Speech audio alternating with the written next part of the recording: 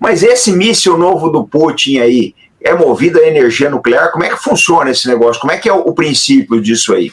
É o Burevestnik. Burevestnik, ele é o foguete designado 9M730. Ele é parece que é um avanço com base no 9M928 e 929, que são dois mísseis semelhantes de cruzeiro. Só que o detalhe do Burevestnik é que ele seria capaz de um tempo de voo extremamente longo por ter um pequeno reator nuclear. O reator, ele receberia o ar atmosférico, faria o aquecimento do ar, incendiaria o ar e moveria o motor, né, o motor a jato com o cerne nuclear, né, e ele faria a propulsão. No caso, o Burevestnik e outros mísseis, para decolar, ele precisa de um booster, que é um foguete auxiliar, normalmente de combustível sólido. Esse tipo de míssil, ele voa a determinada altura, para cima de 7.000 metros, depois ele desce, e ele vai voando de 100 a 25 metros de altura, com motor atômico, e já descartou o booster é só para ele decolar. Esse foguete ele só é rastreável por satélites tipo DSP, americanos, que fazem o segmento pelo infravermelho. Ele só pode ser rastreado enquanto ele está sendo lançado, pelo calor do booster. Depois, ele vai na missão de cruzeiro com motor atômico, movendo o motor jato, aquecendo o ar para dar a propulsão, e aí ele vai desviando. Como o motor, como o reator, ele funciona com uma quantidade limitada de material radioativo e que fornece energia durante muito tempo, supõe-se que ele possa viajar, que ele possa voar um alcance aí de 130 mil quilômetros, várias voltas em torno da Terra. Isso. Ou, no mínimo, vários meses de voo. Mas isso são informações que a gente vai puxando e que a gente não pode ter uma ideia. As minhas fontes são sempre russas. Então, tem que separar também o que é a propaganda dos blogueiros, jornalistas, e o que é realmente, de fato, verdade. Mas tecnicamente é possível, Júnior? Tecnicamente possível é. Motores nucleares são projetados, são imaginados e projetados há várias décadas.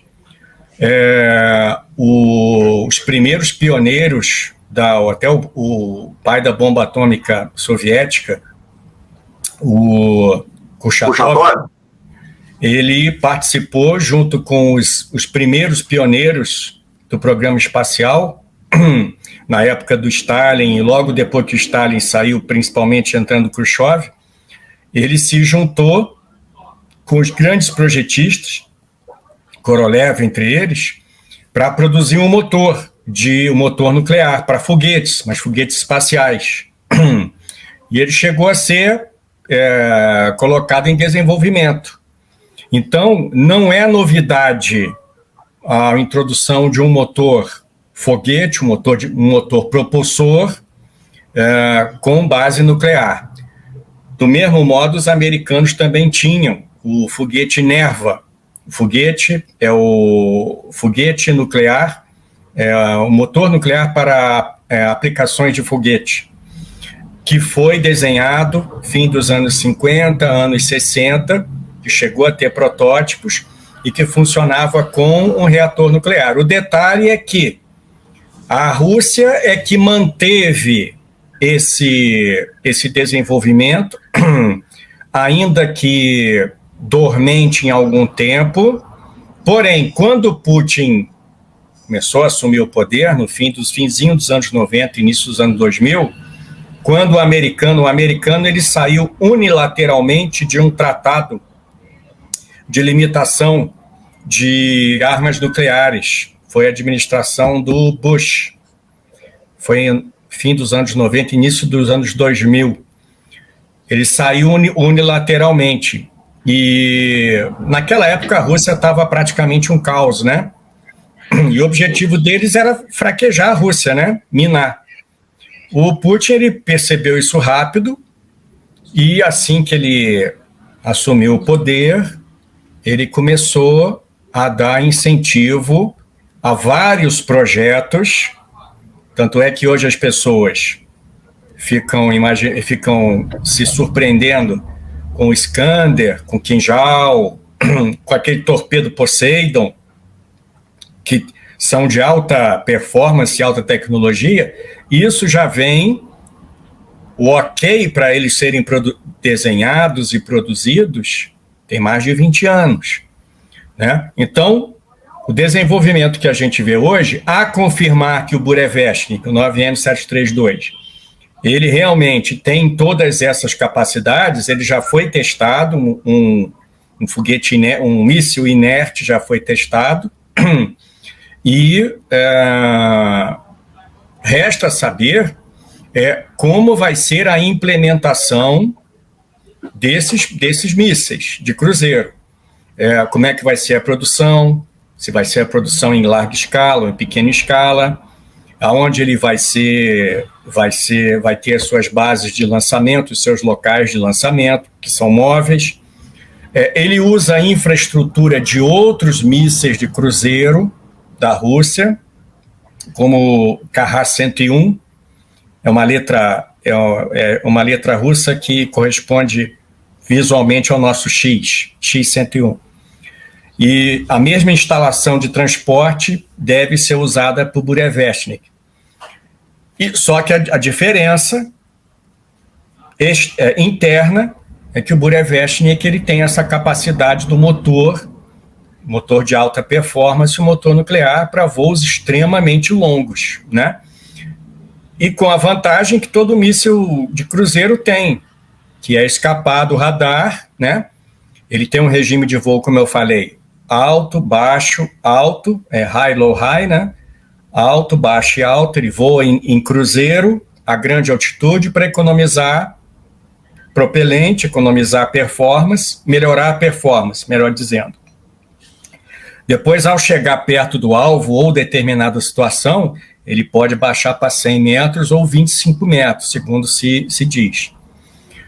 E até encontrar o alvo. Ele é guiado pelo GLONASS, o navegação por satélite da Rússia.